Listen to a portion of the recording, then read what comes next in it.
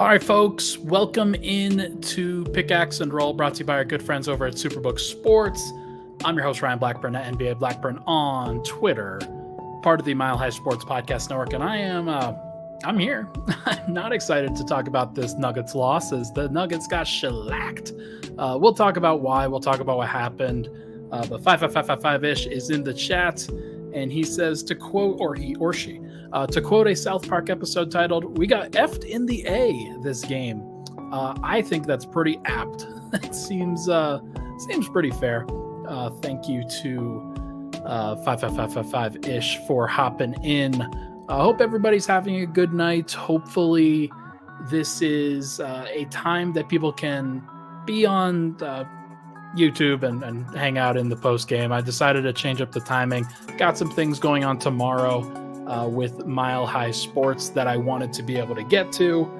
But we're going to talk about this game. We're going to talk about what the hell happened and just everything in between.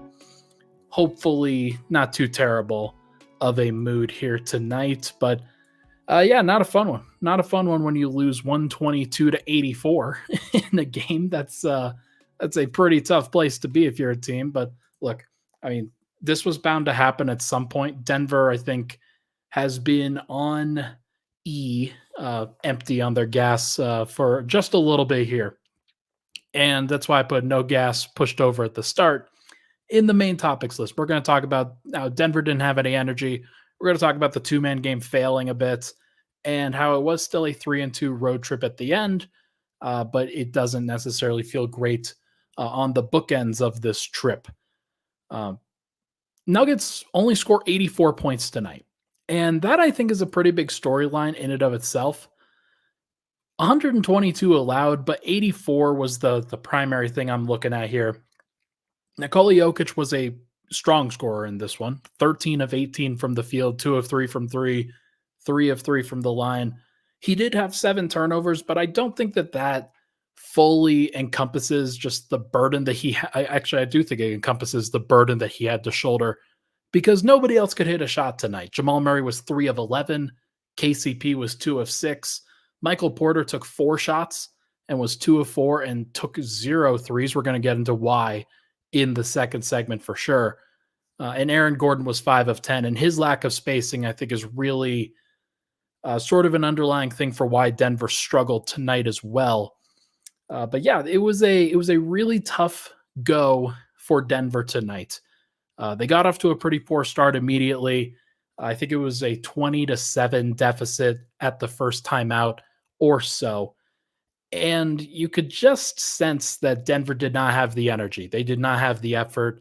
I thought that this was going to be a two-man game performance tonight. I thought that Jamal Murray would have to step up a little bit. And he tried, I guess. It wasn't certainly not Jamal's best performance. He settled for a lot of poor mid-range attempts over OG Anunoby. He did not take as many threes as you would hope. And it was definitely clear that the Nuggets were not going to get good shots tonight just from the jump. The only guy who could really generate good shots and even like mid shots for himself was Nikola Jokic. And he finished them at a great rate, despite the fact that he got poked in the eye. And I think everybody had a big ol' breath intake trying to see if Nikola Jokic was okay. But he was okay. He missed the end of the first half when Denver basically let that lead get from, what was it, about 15 points, 17 points to about, I think, 19 or 20 by the end of the half. And that was a pretty poor place for Denver to be. Denver just didn't have anything outside of Jokic. Like, he was, I know that Peyton Watson had some moments. I know that Aaron Gordon had a flash or two here or there, but for the most part, this was a purely Nikola Jokic performance, and like 31 points out of Denver's 84, and he only took 18 of those shots to get there. So that means that if you just do the math, Denver was 21 out of 66 in the other shot attempts. So under 33% is a pretty tough place to be. So look, sometimes losses like this happen. Sometimes this is going to go poorly. And you can't always explain why it happens, but this was at the end of a 5-game road trip. This was at the end of I think, a long and emotional and physically draining road trip where Denver went from Philly to Boston to Washington to Indiana and back up to New York. Uh, I'm not surprised that you don't have any legs and don't have any juice at the end of it.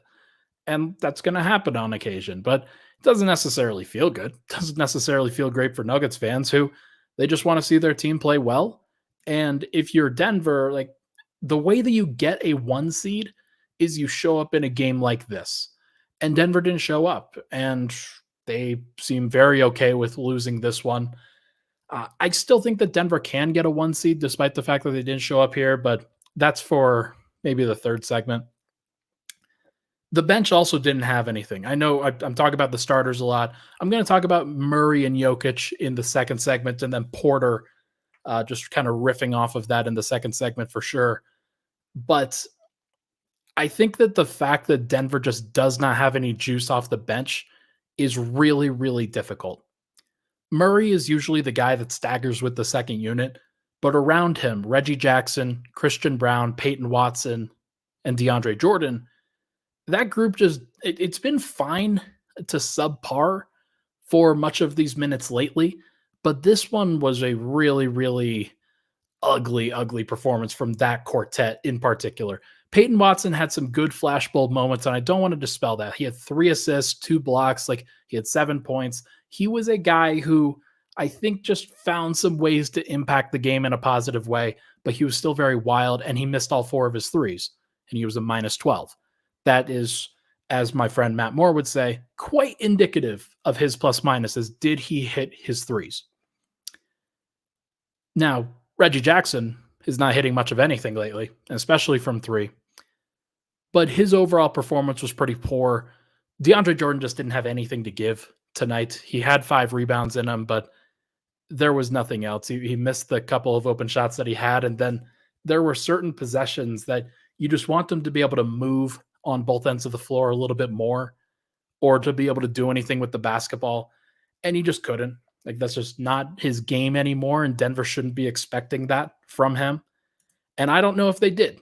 I don't think they did at the beginning of this last game, or at of this last season. And now that Zeke Najee's played himself out of the rotation, and now that DeAndre Jordan is somehow better than Zeke Naji, this is the situation that you kind of get yourself into when Zeke would have been the right call for this matchup, going up against Precious Achiuwa, switching onto guards, doing everything that he can to battle on the perimeter. Like, that's something where Zeke would have been helpful had he been playing well, but he's not. And so Denver goes with DeAndre, and let's just say I'm worried about where that's going to go. I continue to stress to everybody that this is something that they have to solve. Like, this is not going to be solved internally. And depending on how much pressure you want to put on Aaron Gordon as the backup center, in addition to the starting power forward, maybe it'll be fine in the playoffs. Maybe it won't, because Denver doesn't have the lineup versatility that they need, given that they don't have an option that they can go to as the real backup 5, or even like a pseudo backup 5, because that's what you're hoping for Zeke to be. It was a small ball backup 5 who could play the 4, and he's just playing neither position. So that's a tough place to be, obviously. I'm hoping that this is kind of a not a watershed moment, but that's the one thing that this trip has really taught me. This 5-game road trip is that tough positions, tough places to go, high leverage playoff caliber situations, the Nuggets are always going to go to that Aaron Gordon backup 5 unit. And if they're always going to go to that, then they need something else at the 3/backup 4 in order to sustain that physically and throughout the season, because they just don't have enough bodies. And they don't have enough bodies that they trust, that Michael Malone truly trusts. And maybe playing Peyton Watson up a position at the 2, 3, or 4, or at the 2 or 3, as opposed to the 3 or 4 all the time, would also help them in some of these situations. But yeah, just a pretty brutal situation all the way around for this one. Denver didn't have any legs. And the bench for the Knicks, that defensive unit that featured Deuce McBride, Josh Hart, Quentin Grimes, Precious Achua, and OG Anunoby, that group killed Denver, just absolutely killed them. And Reggie couldn't create anything out of it. Christian Brown certainly couldn't create anything out of it. And Jamal Murray was just locked up by OG Anunoby all night. So that's a tough place for Denver to be against a team that has the perimeter defense in order to guard everybody without really compromising themselves. So I think that Denver's got to solve that. They've got to figure out what to do. And in the next segment, we're going to talk about what happens when the two-man game fails. What does Denver do? Who can they go to? Who do they need to go to in those situations? We will be right back. But first, everybody, this podcast, as you know, it's brought to you by our friends over at Superbook, who you can win some money from this season, as they are the most trusted name in sports gambling with a direct line to Las Vegas. And now you can use that promo code MILEHIGH and you'll score up to $250 with their first bet bonus. Win or lose, Superbook will match your first bet up to $250 with promo code MILEHIGh. Download that Superbook Sports app, enter that promo code, and you'll get a $250 courtesy of Superbook. Visit superbook.com for terms and conditions. Gambling problem, call 1-800-GAMBLER. We'll be right back on Pickaxe and Roll.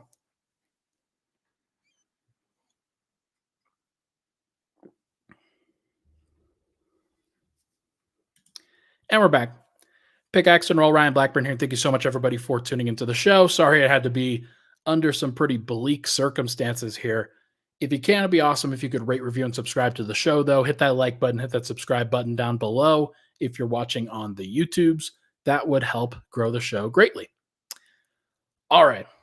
What happens when the two-man game fails? What does Denver go to? What is their alternative? Because I think we tonight saw a very interesting wrinkle that when Jamal Murray is being bottled up by somebody that he can't get free from, that he can't generate space from, what does Denver do? How do they combat it? How do they do they screen off this other guy? What happens if they can't do that? What happens if when they're screening somebody off, they also get hit with a Dante DiVincenzo or if you're facing the Minnesota Timberwolves, which is kind of where this is leading to, and Anthony Edwards? What do they go to? Because I think that this matchup is very similar to the one that Denver is going to face against the Minnesota Timberwolves in the playoffs. We've only faced the Nuggets, not we. We've only seen the matchup between the Nuggets and the T-Wolves once this season. Game 5 of the NBA season, when both of those teams were fledglings. They're still trying to figure stuff out. Denver was 4-0 at that point. I think Minnesota was 4-0 at that point. And Denver gets shellacked. Denver really gets shellacked. It was bad. And one of the reasons why the matchup was that bad was because Murray was like 0 of 12 at the beginning of that game. And then I think he recovered a little bit towards the end, but not like a lot. But he could not get free of Jaden McDaniels. He could not get free. And as a result, Denver's other offense was bothered too. Other guys couldn't shoot. Other guys couldn't space. Jokic was turning the ball over a little bit more. Sounds kind of like this game. And despite the fact that there are some targets on Minnesota, like Mike Conley, I think with the Knicks, it would be Jalen Brunson. It's not always easy to go mismatch hunting. Like, you can't always do it all the time for 48 minutes. Sometimes you're just going to have to beat your matchup. And for Denver, they couldn't beat Jaden McDaniels back then. Now, they couldn't beat OG Anunoby. And Jamal could not get free. They basically matched OG's minutes with Murray in this one. And that looked like a pretty good solution. That looked like a pretty good idea because Murray tonight was a minus 29. He had 9 points, 7 assists, and 3 turnovers. 3 of 11 from the field, 1 of 3 from 3. And look, I'm a Murray guy. I know that he'll bounce back. I know that he'll figure it out. I know that one of the things that he does really well is problem solve, that the Nuggets do really well. It's why sometimes they get down in a series, but in years past, like they haven't gotten down in the series this last year. But previously, they'd get down in a series, they'd figure it out, and then they'd roar back. And Murray was at the center of that several times. He does a good job of problem solving, but this may be a problem that Denver runs into in the playoffs where the two-man game, having somebody like a big wing like OG Anunoby, that might be difficult. A Jaden McDaniels might be difficult. Who are some other guys in the playoffs that sort of represent that at the top of the West? Well, Murray's already struggled with Lou Dort. And some of the other matchups there, Shai Gilgeous-Alexander, Jalen Williams, yeah, they'll hunt Josh Giddey, but like if Denver faces the OKC Thunder, it's going to be a similar issue where there's a lot of elite perimeter defenders out there that could give Murray some problems. You look at another team like the Clippers, and Murray's faced the Clippers off like before, and he's done a very, very good job. But Kawhi Leonard, Paul George, Terrence Mann, Norm Powell's a pretty good defender. James Harden is fine. He's not as bad as I think his reputation says he is, and he'll fight pretty hard every single time. But they've got some tough defenders too. So all of these top teams, a little bit different from the Suns, a little bit different from the Lakers, a little bit different from even the Heat. Like the Heat had some tough guys, but nobody crazy from a perimeter defense standpoint. The only team that could really bother Murray was the T-Wolves and Nickeil Alexander-Walker. The rest of the time he had it pretty easy. Sorry, there's a plane going by just right over the top of my apartment for some reason. I think that this could be an issue for Denver. I don't know if they can just game plan for Murray averaging 26, 6, and 6 on elite shooting. Like, he probably will, but there is a world where he doesn't. There's, as much as I believe in him, there's a world where he really struggles. And Denver's going to have to come up with some alternatives there. One of those alternatives is getting Michael Porter Jr. going, getting him to do more of those things that he was billed to do initially as a DHO guy, a pick and roll guy, somebody who could isolate, somebody who could post up a little bit, and go to him in some of these matchups, especially when both of those guys are on the bench, for example, when Murray and Porter are both coming off the bench and playing with the second unit. That's a good idea for them to not just put the ball in Murray's hands the entire time, but for them to give the opportunity to Porter. But then you have games like tonight where Porter takes 4 shots, and it is not just because the Nuggets are icing him out or something like that. A lot of this is on Porter. A lot of this is on making himself available, being physical, being definitive in what he does, being aggressive. And tonight he wasn't any of those things in a matchup where he's mostly paired up against Dante DiVincenzo or Josh Hart. Josh Hart's a good defender. I don't want to take anything away from him. But those guys are like 6'4", 6'5". There's no reason for Porter, at all 6'10" of him, to not be able to get some shots off over those guys. And he attempted 0 threes. There was one where I can vision it in my mind right now, where he just passes out of it, tries to pass it into the post to Porter off the jump pass, or into Gordon off the jump pass. And Gordon's not expecting it. He doesn't catch it clean, and ball gets turned over. Porter has to be more definitive here. And he looks a little tired. He looks a little bit fried. I'm a little bit worried. So he's played every game. There's something to that. Like, he does a great job of keeping himself ready, keeping himself prepared, physically and mentally. It takes a lot to play every game, and I wonder if it's wearing on him, especially for this game. It's the end of a road trip. I don't want to say anything too crazy. But what I do want to say is that Denver, because of their bench, because of how much they have invested in their starters, because they lost Bruce Brown, because your replacements in Christian Brown and Peyton Watson are still green as hell. They are still unproven in that regard. And they're certainly not offensive guys who are going to create efficient shots. Like, it is very possible that the Nuggets have to turn to MPJ for more shooting, for more offense, for more scoring. And if he puts up, 4 points on 4 shots, 5 points on 4 shots, whatever that is, in a playoff game, then there will be a bunch of criticism coming from me because it is not on just Jokic and Murray to make him available, to pass him the ball, because it's what happens when you do with it. Like, what do you do with those opportunities? Do you create efficient offense that the team trusts? Do you get to the cup? Do you just fade away for a long two? Are you ducking in consistently? Are you being physical? Are you being definitive? Like, there's a lot of things that the team is just worried about that they don't know still. And I think he's got to be stronger. He's got to be tougher. He can't bobble the ball. He has to be physical. And that's something that, like, look, I think he's 25 now. We're now at that stage where this is either going to be what he is or it's just not enough. And like, there's certainly something I think to be said for, man, it just hasn't been good enough at times. I'm all for criticizing Murray when he doesn't perform well. I'm all for that. Like, I think that it's perfectly reasonable. It's why Murray is not an all-star this year. It's because of performances like this one, where a lot of guys are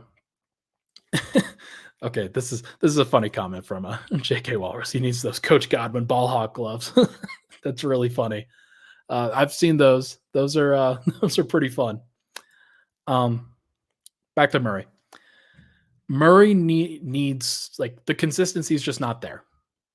If he gets bothered by this matchup, if there are some matchups where he's just not at his best consistently, and then the highs are like they're high, but they are probably not as high as they need to be from an all-star perspective. Like, some of these guys, like a De'Aaron Fox is putting up 42, or Devin Booker's putting up 52, or I don't know, Steph Curry is just putting up 18 and a quarter or whatever he just put up. And that's going to be, like, tough for Murray to overcome because he just doesn't have that juice in the regular season. Now in the playoffs, he could put up 50 points. He already has. We know that. But in the regular season, I just don't know if he's capable of that from a ceiling perspective anymore. And so if that's the case, then, like, look, he's just not going to be an all-star. That consistency and being taken out of it by OG Anunoby is, like, that's what OG Anunoby's for. But if the opposing team is going to put their OG Anunoby on Murray, that means that Porter's got to play like Murray at times. He's got to be aggressive. He's got to hunt his own shot. Got to understand what the team's game plan is and take advantage of what the opposition is doing. And that's what it is. So I'm going to hold Porter to that standard. He's being paid like he's a max contract guy. He's being paid like it. I know that Denver wants him to buy in, but this is part of the game plan too. And this is what the story of the season is going to have to be for Denver. They need him to be better. They need him to do more, to be aggressive, and to continue hunting for his own shots. We'll see whether he actually does. Because I don't think it's going to be Gordon. Gordon's not that guy. KCP's not that guy. Gordon, I think, is overburdened from the role player standpoint, taking on a lot of the physical assignments on defense. KCP's also your defense guy. He's also over 30 at this point. Like, that's not what those guys are for. MPJ's 25. That's his time. That's his responsibility. Let's take another break. When we come back, we are going to chat about the road trip and how it is fine. I know I'm just being Debbie Downer over here, but it's okay. Denver will be just fine. We'll get back to that in just a second. But first, Scott DeHuff. Hey, what's up? It's DeHuff. I love to have fun. So tune into my podcast, DeHuff Uncensored. I give unfiltered takes on Denver sports, crazy news from around the world, Plus, you never know which one of my characters is going to swing by. Well, I hope one of them's your mother. Oh, Connery, Mama is always here for you. What in the blue heck is going on here? So subscribe and get ready to laugh to DeHuff Uncensored anywhere you find podcasts. Follow me on social media at DeHuff Podcast. All right, we're back. Pickaxe and Roll final segment here. Thank you so much for tuning into the show. I said that I would wrap up with talking about what people are hoping shows up in Philly, what people are hoping that Denver didn't do tonight will show up in Philly.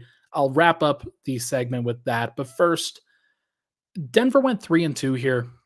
You lose to Philly. You have your biggest win in Boston.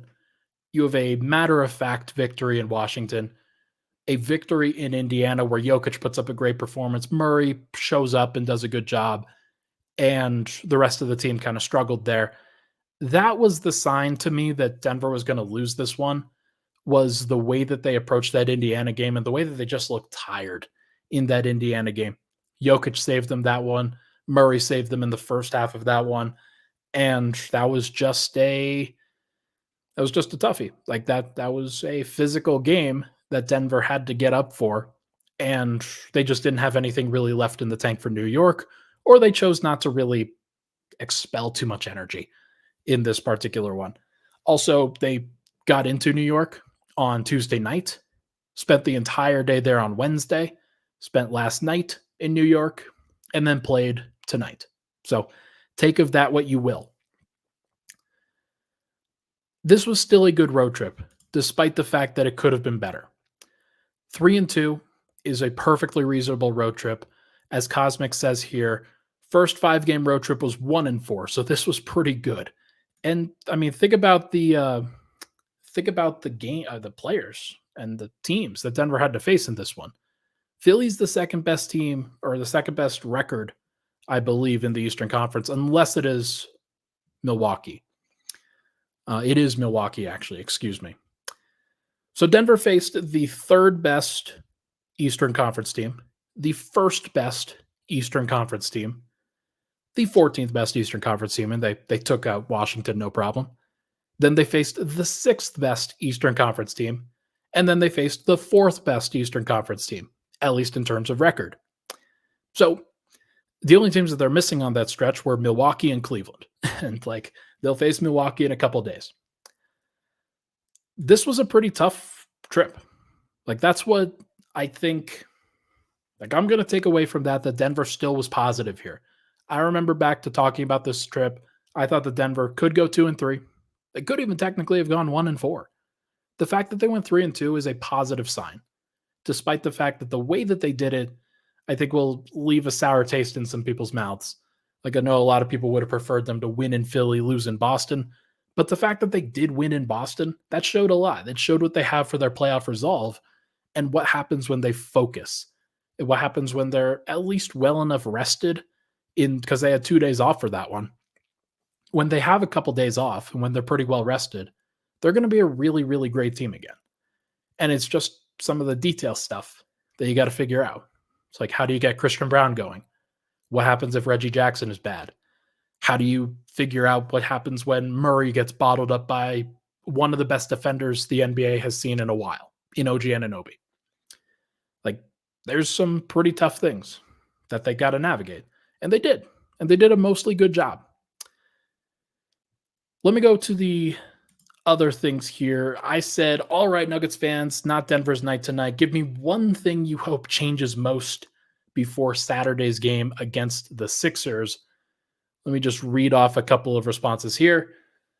Patrick says Jamal Murray gets within 5 feet of a set screen offensively, and MPJ stops turning his head defensively. Both of those things would be great. The first play of the game, by the way, this is one where it just bothers me to no end with Porter. OG Anunoby gets a wide open three. And the reason why he got a wide open three was because New York rotated the ball around. Michael Porter had to rotate into the paint on a three. And then just kind of left OG Anunoby on the perimeter. There was a looping pass over there. He had time to get out and close out. Just never did. Never closed out. And just watched him catch the ball and hit a three. And that's just not championship effort. It's not even playoff effort. It's not even regular season effort. That was a second night of a back-to-back effort on the first play of the game in a day where Denver did not have the second night of a back-to-back. So it bothers me. That was a bothersome play. But yeah, he's got to be better. Murray has to be better defensively too. Elicio says the Nuggets didn't come to play, and now they have a tough 3-game stretch at home. They could easily only win 1 out of their next 3. And that's true. Philly, Milwaukee, at OKC. That is tough. That is the third best team in the East, the second best team in the East, and right now I think the top team in the West. Oh no, technically Minnesota is by percentage points, but look, Denver's got to find a way. 2 of those games are at home. You got to win that. And then the other one is to a team that you could lose the tiebreaker to in a divisional matchup. So Denver's got to find a way to win that one. Win the Philly game. You can lose the Milwaukee game, and I think nobody would bat an eye. But if you win the Philly game and you win the OKC game, if you're Denver, there is a lot of unfortunate things that they just get washed away because of putting up when it matters. Mile High Pete says Michael Porter puts the round orange thing through the big orange circle. I agree. Ray says no changes, just get some rest in their own bed. It was a successful road trip and they got blown out in the game they were most likely to get blown out in. No big deal. That's a fair perspective to have. I don't want to take away from that, but you want guys to have some pride with that. And Denver just didn't have it. And rather than try to fight through that, I think they just kind of rolled over. And it's just not great. Molly says she would most like to change the result of the game. Think I agree on that one, Molly. Skitchty says other teams are being so physical with the Nuggets. It's about time the Nuggets try to be physical with other teams. Not always, just got to save energy for the playoff run. But this team just shows zero physicality in the regular season. I do agree. I think that that's fair. I think that Denver, one of the things that they really struggle with at times is the understanding of when they can impose their will on an opposing team, because Denver is kind of a finesse team. That's just sort of how it is. And the Knicks are a very physical team, and they played like it tonight. So really, really impressed with what they've done. Hey, we've got a fan from Knicks Film School. If you haven't seen it, I went over and was on a preview show with Andrew Claudio over there at Knicks Film School. They do a great podcast. Kevin says, Knicks fan here, appreciated your appearance on KFS. This is crazy, but I actually think we match up well against y'all. Was certainly not the case over 15 years where he didn't lose at home to us. Completely fair. That was the Melo days of old where Denver just refused to lose to Melo. That was always fun. And that's, to be fair, matching up and putting OG Anunoby on Jamal Murray is a great wrinkle. It's a great thing to have. And what would really help for Denver is if they made their threes. It didn't happen. Kevin also says and extends an olive branch here. Nikola Jokic is a top 20 player of all time, and the Jokic is greater than Giannis's resume. That is a statement, and I agree with it. Thank you, Kevin. Love it. Love to hear it. Really appreciate it. Yeah, it was a tough one. Tough one for Denver tonight, but Nikola Jokic did show out in the Garden. He had an over-the-head pass to Aaron Gordon, which was very, very impressive. They got the oohs and the ahs. I appreciated Tom Thibodeau immediately calling a timeout because you got to sort of bask in it, and that was a good moment for sure. But yeah, I think the Knicks, they do kind of match up well with Denver now. Jalen Brunson, jittery point guard for Denver to try to stay in front of him. They have nobody, absolutely nobody that can do it. Pretty tough. A couple more here and then I'll get out of here. Dominic Lopez says, longtime listener, Ryan, this was the worst game of the season. There was nothing positive to say about this game from the opening tip-off. They just had no sense of urgency. Complete embarrassment. I've seen most complete embarrassment I've seen in a long time. That's tough. I mean, yeah, not really something I can. I would love to be able to change your mind there, but it was a 38-point loss. And those just don't come around often for Denver. They very rarely, especially when Jokic plays, very rarely have a time like that. Drizzy says he'd most like to change that Denver defends the 3-point line and stops trading baskets. I agree. One of the things that Denver does is when they actually get a stop, they've actually struggled to score in transition for the most part. And then the opposing team will get the rebound and then they will score. And it ruins any chance of momentum that Denver could have. So Denver's done a good job at times this year of going on these big runs and being able to stack defensive stops with scores. They did it in the Boston game. They even did it in the Philly game. And there are some things that they can do, but they just didn't have it tonight, clearly. Astrid in the comments asks, "Do you see any trades happening?" I don't really have a great answer for you because I think that Denver would make a trade if they could. I think that there are some things that they can't do, that they don't want to do. One of the problems that Denver runs into is that they are up against the second tax apron. I'll do more of a detailed breakdown of like what that is, why that matters, but they just don't have the contracts to really throw out there where they can't just like trading Reggie Jackson is all well and good as he's the $5 million contract that Denver has, but I don't think that they are going to be able to do that, nor should they want to, unless you get back somebody who's better. And there's just nobody better who's making $5 million or less. So that's a tough one. And then Denver for the other guys, like they can't really trade Zeke Naji. Nobody's really going to trade for him. And unless they can find somebody who's really cheap, then I don't see them being able to figure it out. Yeah. Gabriel, I think this is part of the problem here is not understanding this. Gabriel in the comments says, "I don't care that they got blown out. The starters are great, but the bench really. Calvin Booth, are you conscious? Yada, yada, yada.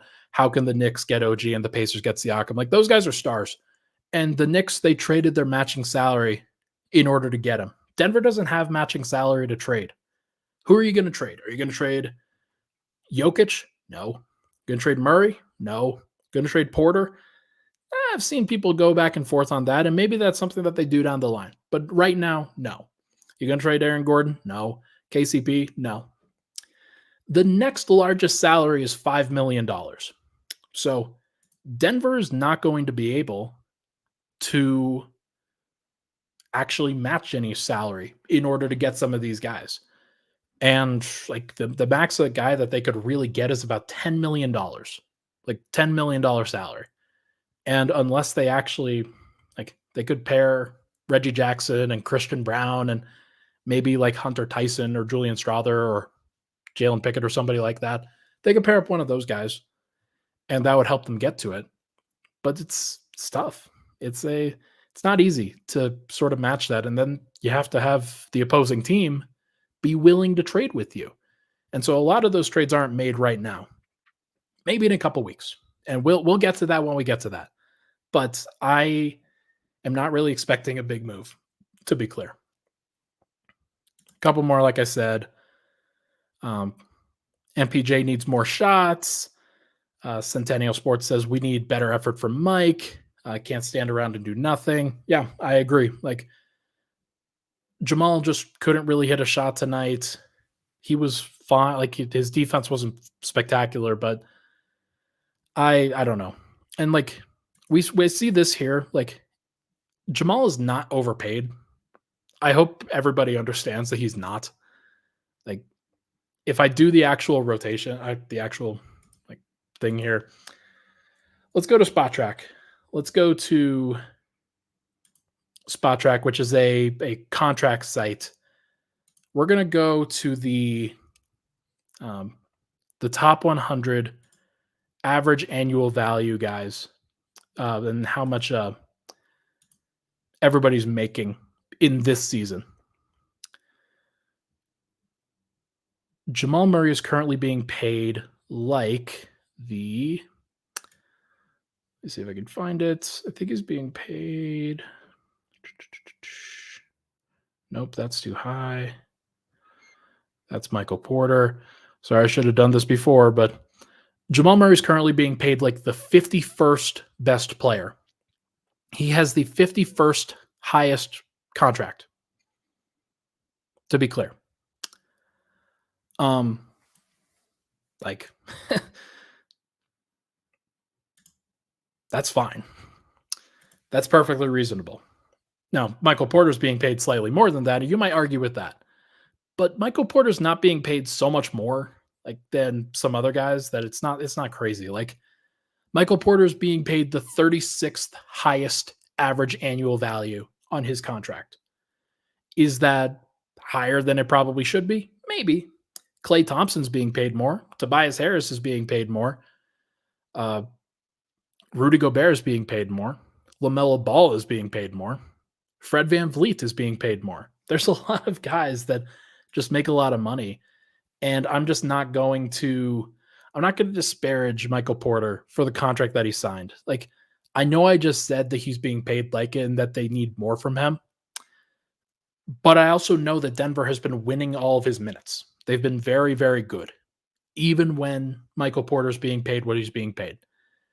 What I think is fair is asking him to do more in a bench lineup, but Denver has not asked him to do that. So maybe that'll happen in the playoffs. Maybe that's something that they try to experiment with going forward. But I think, we'll just have to play that by ear. All right. I think that's probably going to do it. It's a tough night, tough lineup, tough place for Denver to be. But if they like I said, if they win the Philly game, if they win the Milwaukee game, and they win the OKC game, if you win all three of those, it erases this clear out of the picture. Like nobody's going to think about this game again. Or it will basically be like, hey, remember when New York beat them by 38? And then remember when they followed that up with the best 3-game stretch of their season? Like it's very possible that they do that. By the way, Joel Embiid suffered a minor knee injury tonight in Indiana. I didn't see the play. I don't know exactly what happened, but saw people talking about it on the timeline that he might be a little bit banged up. So I think he's going to play. Think he's going to still try to play in this game on Saturday against Nikola Jokic. If he doesn't play, that'll be a pretty big story, especially in rivalry week. But we will see what happens. We'll see what Denver brings. I'm looking forward to it. But if Denver beats Philly, if they beat Milwaukee, and if they beat OKC, it completely does everything in Denver's favor again. Like Nuggets fans will be just fine. Folks, that is going to do it for this episode of Pickaxe and Roll. Hit that like button on the way out if you can. Like and subscribe to the show, especially if you're new, especially if you're visiting from other platforms. Would really, really appreciate it. Helps us out greatly. By the way, if you're in the chat, if you haven't done it yet, go subscribe to the Alley-Oop. Go subscribe to the Alley-Oop with Ryan Blackburn. I'm doing everything I can to cover the NBA at large, trying to provide the best possible coverage I can. Thank you so much for tuning into the show. Hope you enjoyed. Sorry the Nuggets lost. We'll talk to you guys very soon.